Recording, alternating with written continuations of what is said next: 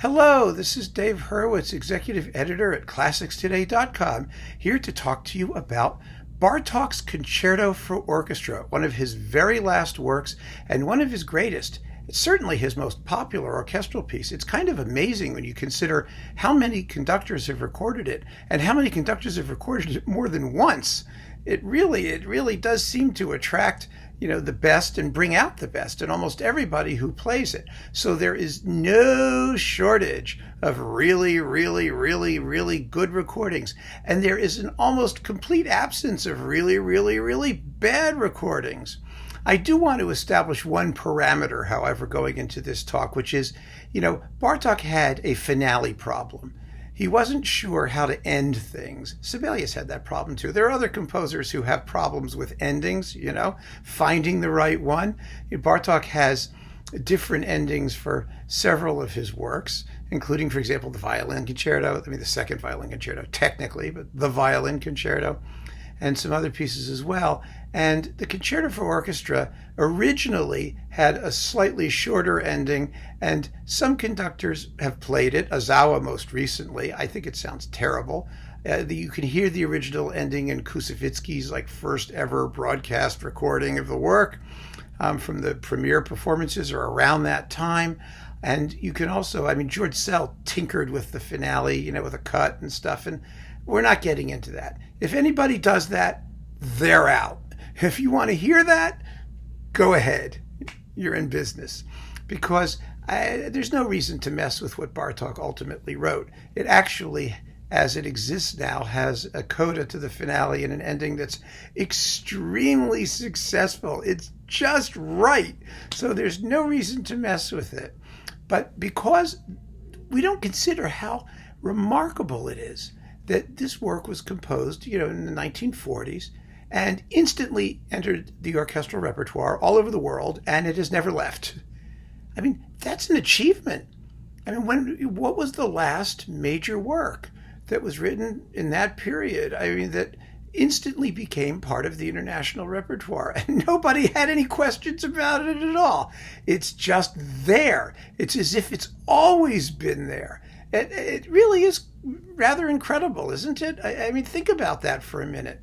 It's so ubiquitous that we take it for granted. We don't think about what an extraordinary achievement it was that Bartók, from his sickbed, by the way, because he was dying of leukemia, when he wrote the piece, and was, in the United States, where he'd fled from Hungary and was in miserable circumstances, and he just wrote this masterpiece that was completely universally acclaimed from the minute the ink was dry on the manuscript. I come back to that frequently when I think about this work, because it gives us a sense of just how extraordinary it is, and of course what an extraordinary composer Bartók was. So there have been recordings of the work which are excellent, dating back roughly to the time it was composed. And we have to consider, starting there. That's where it all begins. So we're taking, let's see, I've got a dozen of them here. And there are, like I said, because so many conductors have recorded it more than once, we're going to be talking about multiple versions by multiple conductors. But you have to start with Fricsay.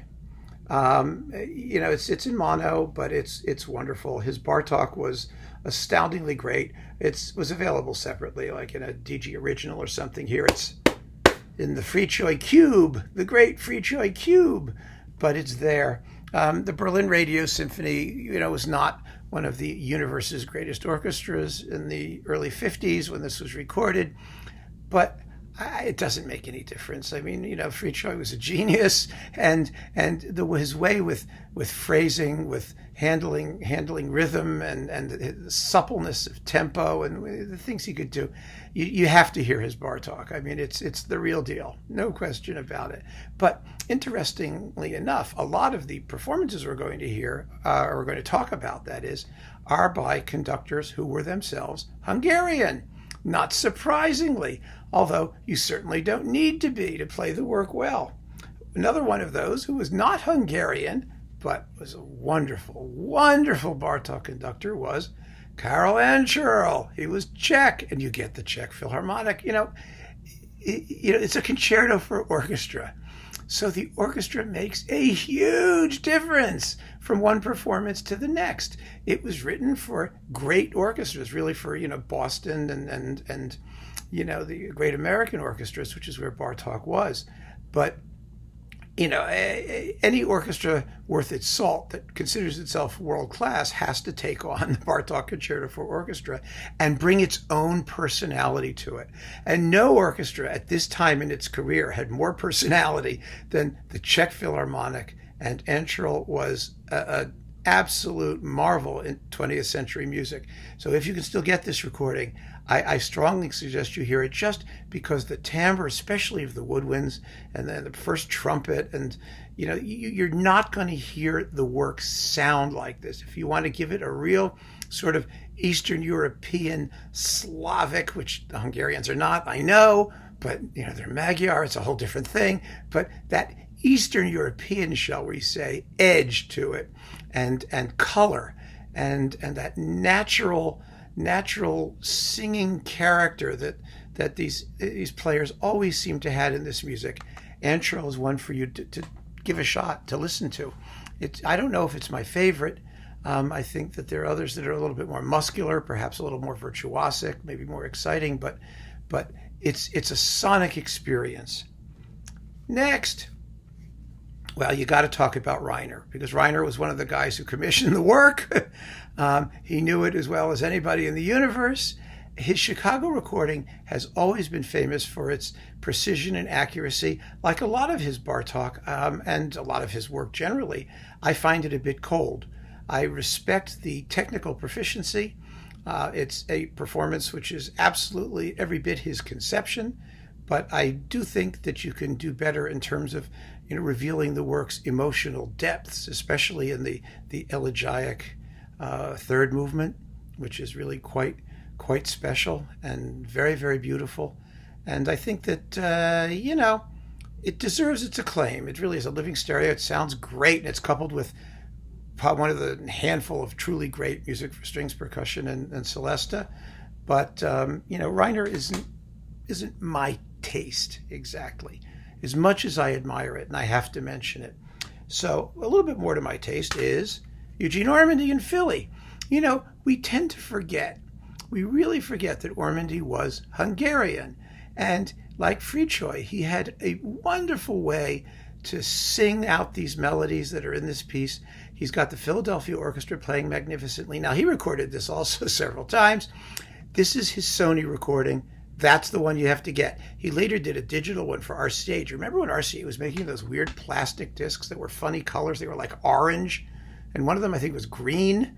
And I think the Bartók Concerto for Orchestra was orange, if I'm not mistaken. That wasn't such a hot performance. It really wasn't. But Ormandy played Bartók for his entire life with tremendous commitment. And this is a great Bartók Concerto for Orchestra. Again, you'll find more exciting performances elsewhere, but as a performance that reveals the supreme character of one of the great orchestras that ever was, and an interpretation by a native-born Hungarian guy who knows what Bartók was doing, this Ormandy recording is quite spectacular. And if you can find the one that was on Essential Classics, the other series, it came with a couple of absolutely fabulous, the Kodaly dances of Galanta and Marozek, that stuff. Fabulous, absolutely fabulous. So that's a set absolutely worth having if you can find it. It's available, by the way, on Japanese Sony, because they had a whole big Ormandy reissue series. You can probably get it that way too. All right, another guy who did it twice, Pierre Boulez. He did it in Chicago for DG, and he did it for Sony in New York, and Sony in New York is the way to go. Not that Chicago's bad. It's really not. Boulez also knew this piece very well. The funny thing about his Sony recording is that Sony managed to leave it out of like all of the previous Boulez collections doing Bartók. There was a previous Boulez edition. It had all of his Bartók, except the Concerto for Orchestra. When they reissued it on SACD, it was only SACD only. There wasn't any remastering. It showed up on that what was that, great performances, brown paper bag series all by itself on a disc. It was never treated very well. But everybody seems to have agreed critically. The consensus was that it's a great performance of the Concerto for Orchestra, and so it is. The New York Philharmonic plays like gangbusters. I mean, the brass fugato of the first movement is just fantastic. It's one of those really first-class recordings. I mean, all of Boulez's Bartók for Sony, anyway, was terrific, absolutely terrific. That was really one of the high points of his New York discography. And so if you can find the Boulez New York Phil, it's in his budget box now with all of his Bartók, all of which is worth hearing, frankly, except for the music for strings, percussion, and celesta, which we talked about because that was with the BBC. And it seemed to have been made before Boulez was quite the skilled conductor he later became, and with a string ensemble that also wasn't top-notch. But this Concerto for Orchestra is top-notch. Absolutely, 100%. Then we come to our good Hungarian friend, Sir Georg Solti. Now, he also did it twice. And you may recall the circumstances. It was really very funny because he did it quite wonderfully here with the London Symphony Orchestra, which is the one to get, not the remake in Chicago. It's kind of funny how all the Chicago remakes seem to not go too well. I'm not quite sure why that happens. It's not that the Chicago performance is bad. It was an early Decca digital. And Solti made a huge fuss about the second movement of this piece because, you know, it was originally called Games of the Pairs, but then they found out that in Bartók's original manuscript, it was actually called Presenting the Pairs. And there was some issue over what the metronome mark was or what the tempo was supposed to be. I just remember when the Solti came out, there was this huge hoo-ha about how he finally returned to the original concept of Bartók's second movement. And then we listened to it, and it sounded just like the other way he did. I mean, there wasn't any difference. I mean, not noticeably, you know, in a way that was, you know, radical and led you to reevaluate your conception of the whole work and altered your view of man in the universe, or, you know, it was nonsense. It's so typically nonsense. And conductors so often do that. It was like when John Eliot Gardner had the diminuendo version of the timpani in the Scherzo of Beethoven's Ninth, you know, or Solti did the diminuendo last chord on Schubert's Ninth, you know, all of these sort of, you know, gimmick of the day things that conductors seize on and they use as PR selling points, right? But then it all turns out musically to be just BS, complete crap. And so it was with Solti's completely rethought, reevaluated second movement of the Bartók Concerto for Orchestra. Mind you, the Chicago performance is perfectly good, but his LSO symphony has just a freshness and a spontaneity and you know, as always with Solti, an energy level that's pretty special. And it's a beautiful, beautiful performance, and hopefully it will still be around. Next, oh yeah, you got to talk about Antal Dorati. This is his second version with the Concerto. There was another one on Mercury Living Presence that was also quite good, but I like this one. Why? Well, because he has the Concerto. Now, I believe the Concerto also did it, if I'm not mistaken, with Bernard Haitink. It was sort of an early recording of theirs. But Dorati is really a beautiful, beautiful performance. It's another one of those performances where you listen for it as much for the interpretation, which is very good, of course, but you really want to hear this great orchestra play this fabulous work because it's a piece of music that gives everybody something rewarding to do and lets each individual first desk player and each section really shine, and they do. This is just gorgeous. I might want to add in passing here that you may be interested in one of the Berlin Philharmonic recordings, of which there are several. And I'm doing this by memory, so you'll correct me if I get it wrong. But I know Karajan did it. I know Laurent Mazel did it. And I liked Laurent Mazel's, actually. And I believe Zubin Mehta did it for Sony, but he also did it for Decca, I think, with either the Israel Philharmonic or LA. I don't know. Everyone's done this so many times. And they're all pretty good. I mean, they really are. So, you know, if you want a Berlin Philharmonic one, get a Berlin Philharmonic one. Knock yourself out. You'll be happy. they play it very well. I don't find any of those interpretations made it into my top dozen or so here, which is the ones we're talking about. But, if I sit down and play through, 10 or 15 versions of the piece, and you wake up the next day, you may very well want to include one of those two. So I'm not leaving out the Berlin Philharmonic for lack of any excellence coming from the Berlin Philharmonic. I mean, they know the work well. They've played it multiple times, extraordinarily well. So you might want to consider one of those, even if they're not in my pile. Next, in the Hungarian wing, we have to talk about Iván Fischer and the Budapest Festival Orchestra. This series for Philips of Bartók orchestral music is the sort of 20th century, 21st century digital standard. It's superb. It's not readily, it seems to me, available so much anymore. I don't know what Philips or now Decca is doing with it, but it's great, and Fischer's great, and the orchestra's great, and I think also some of these Philips recordings, when he made them, especially of Bartók, this was when he and the orchestra really still had something to prove. You know what I mean? They were sort of new kids in town. There were no world-class Hungarian orchestras that were routinely, touring and making recordings. And he put this ensemble together, and he wanted to show what they could do in this music. And that's what I think gives these Bartók recordings a certain special quality. I really do. You always can tell. You always can tell when the performers are making the extra effort, when they care, when what they're doing really, really matters. And this Bartók series with Fischer really, really mattered to these folks. They had something to prove, and they proved it. But now we're getting down to the last three. And I think these are the most extraordinary performances of all, quite often.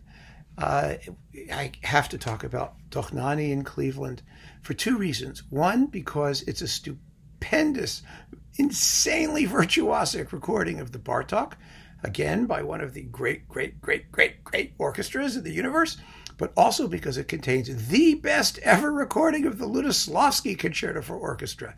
This is such a great coupling. It's a perfect coupling. And this is just an astonishing record. It's one of Dohnányi's greatest recordings that he made in Cleveland. The Lutoslawski is equally astonishing. It's just amazing. Really every other performance of the Lutoslawski I've ever heard pales a little bit in comparison, just to the transparency and the precision and the just all out virtuosity of this performance. It's just a knockout. It's so great that in a way it may overshadow the Bartók a little bit because we know the Bartók more, right? So there's sort of less to astonish us with because we'll have many recordings that we like. But for the Lutoslawski, you got to have this. You absolutely have to get it. And if it's not available on Decca still, or if you can't find it, I'm sure that Eloquence, if you're listening there, Cyrus, Eloquence will release it soon enough, along with the rest of Dohnányi's Cleveland stuff, unless there's going to be a big Dohnányi Cleveland box, which there should be. We talked about that, didn't we? Next, this is a sentimental favorite, but also a performance of such personality and conviction. And again, it tends not to be discussed that much, but it should be. Bernstein with the New York Phil, our good old New York Phil. This is quite simply the most physically exciting performance of the work ever made, especially in the finale. My God, it just rips. It's so bloody exciting. This was the kind of thing that made Bernstein's reputation, performances of music like this, where he just rips into it. Take no prisoners, with a physical, visceral thrill at every moment. But my God, that finale will blow you away. It really will. I think that this performance definitely belongs in like the top couple in any collection. And the other reason to have it is simply because it sounds so personal, so different from anybody else's. It really is one of those, it's a wholly original conception, but one that's completely consistent with the emotional state of the music at any given time. It's just intense. It's just, you feel the music. It has that tactile physicality that Bernstein could bring to the music he loved and conducted best. So that is a great concerto for orchestra. However, we need to wrap this up. I need to pick the one. This is the one. Trust me, folks. Boston Symphony with Raphael Kubelik. Now, Kubelik also recorded the piece more than once.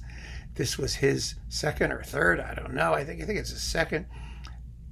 It's, he made a few recordings in Boston that we already talked about, the Smetana Mavlast.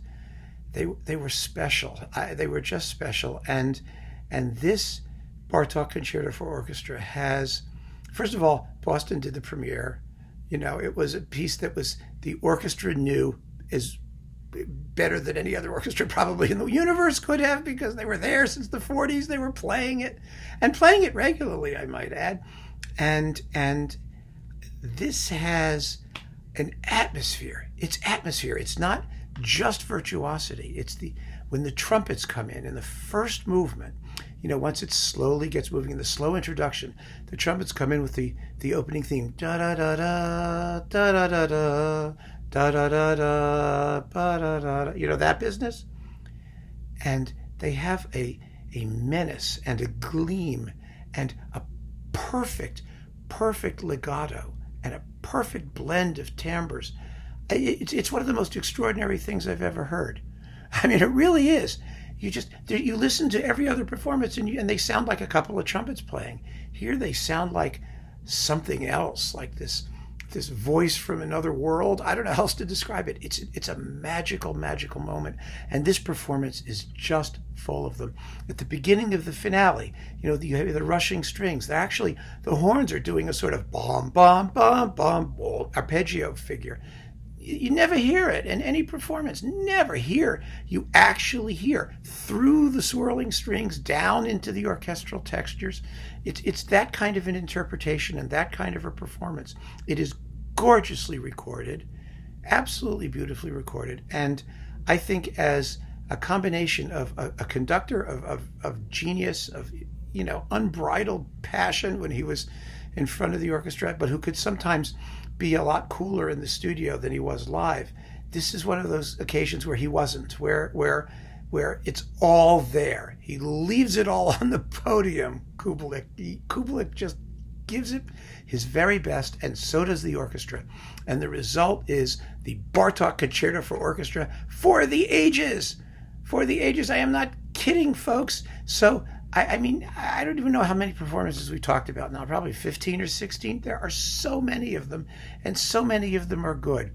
But Kubelik is the one to start with. Listen to that. Use it as your reference, your frame of reference for all of the other versions. Then I would go with Bernstein because it's so different from Kubelik. And then,